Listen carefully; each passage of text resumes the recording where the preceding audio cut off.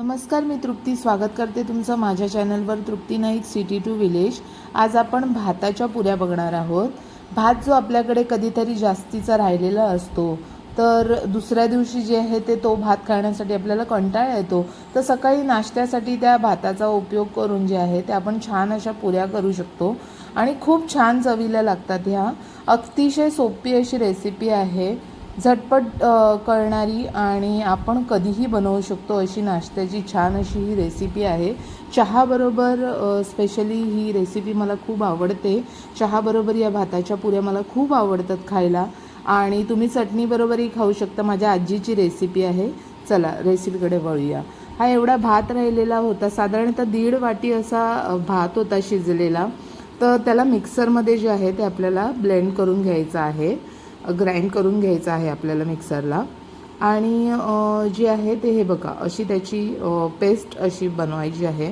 अतिशय अशी पेस्ट नाही, जेव्हा माझी आजी बनवायची हे भाताचे वडे तेव्हा ती जास्त अशी पेस्ट बनवायची नाही। माझी पेस्ट थोडीशी पातळ अशी झालेली आहे। थोडंसं असं दोनदा असं मिक्सर जे आहे ते दोनदा फिरवून आपल्याला भाताची जाडसर अशी पेस्ट होते, तर ती परातीमध्ये मी काढून घेतलेली आहे।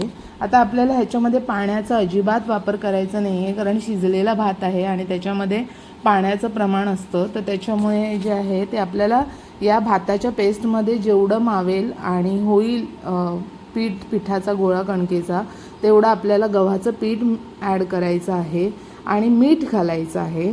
तुम्ही जिरंही ह्याच्यामध्ये घालू शकता। माझ्या मुलाला जिरं आवडत नाही, त्यामुळे मी जे आहे ते जिरं नाही घातलेलं आहे। ओवा घालू शकता ह्याच्यामध्ये। त्यानंतर ह्याच्यामध्ये थोडंसं तेल घालून हे या भातामध्येच जे आहे पेस्टमध्येच आपल्याला गव्हाचं पीठ जे आहे ते मळून घ्यायचं आहे। व्यवस्थित असं हे गव्हाचं पीठ जे आहे आपल्याला मळून घ्यायचं आहे। बोटाच्या साहाय्याने असं जे आहे ते त्यावर वळून आपल्याला जे आहे ते मळून घ्यायचं आहे आणि तेल घालायचं आहे आपल्याला। आणि तेल घातल्यानंतर ह्याला पुन्हा एकदा असं बोटाच्या साहाय्याने दाबून असं आपल्याला मळून घ्यायचं आहे। छान असं पीठ एकजीव करून घ्यायचं आहे। भाताच्या पेस्टमध्ये हे छान मळलं जातं आणि आपल्याला याचे नंतर गोळे करून घ्यायचे आहेत। पुरीच्या आकाराचे गोळे बनवून घ्यायचे असे आहेत, जसे आपण पुरीला बनवतो तसे किंवा वड्यांना बनवतो तसे। अशा पद्धतीने हे जे आहे ते मी अगदी एकदम छोटे नाही, थोडेसे मीडियम साईजचे जे आहेत ते गोळे बनवलेले आहेत।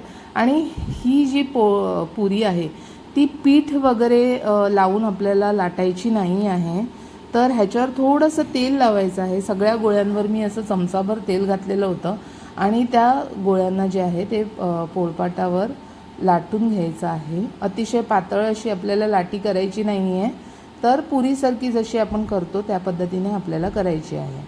हे थापूनसुद्धा पिशवी असेल, दुधाची पिशवी किंवा नॉर्मल पिशवी असेल किंवा प्रेस मशीन असेल, त्याच्यावर आपण जे आहे ते प्रेस करून किंवा थापूनसुद्धा हे वडे म्हणजे पुरीही बनवू शकतो। आणि मी जे आहे ते लाटण्याच्या साहाय्याने लाटून घेतलेले आहेत। हे बघा, पीठ जर आपण वापरलं नाही, म्हणजे गोळा जो आहे पुरीचा जो आपण पिठात जर का नाही घातला आणि तेलावर जर लाटल्या, तर छान अशा खमंग अशा टमटमीत अशा फुलतात पुऱ्या। तर तुम्ही हे नक्की ट्राय करून बघा। पिठामध्ये गोळा बुडवून लाटण्यापेक्षा तेलावर लाटा आणि त्याच्यानंतर पुऱ्या ज्या आहेत त्या भाजून पहा। एकही जेवढ्या मी पुऱ्या बनवल्या त्याच्यामधली एकही पुरी जी आहे ती न फुलता अशी कोणतीच नव्हती। सगळ्या पुऱ्या ज्या मी बनवल्या, 10 पुऱ्या मी बनवल्या, त्या पूर्ण सगळ्या टम्म फुललेल्या होत्या। तर तुम्ही ही झटपट रेसिपी आहे, नक्की बनवून पहा। राईस कधी ना कधी तरी राहतोच आपला रात्रीचा, तर अशा पद्धतीने हे बघा मी सगळ्या पुऱ्या ज्या आहेत त्या लाटून घेतलेल्या आहेत आणि अतिशय ही सोपी रेसिपी आहे। तुम्हाला आवडली असेल तर तुम्ही लाईक करा, शेअर करा। माझं यूट्यूबचं चॅनल आहे तृप्ती नाईक सिटी टू विलेज, तुम्ही नक्की ते सबस्क्राईब करा। आपण अशा सोप्या आणि झटपट रेसिपी घेऊन परत पुन्हा एकदा भेटूया। तोपर्यंत धन्यवाद।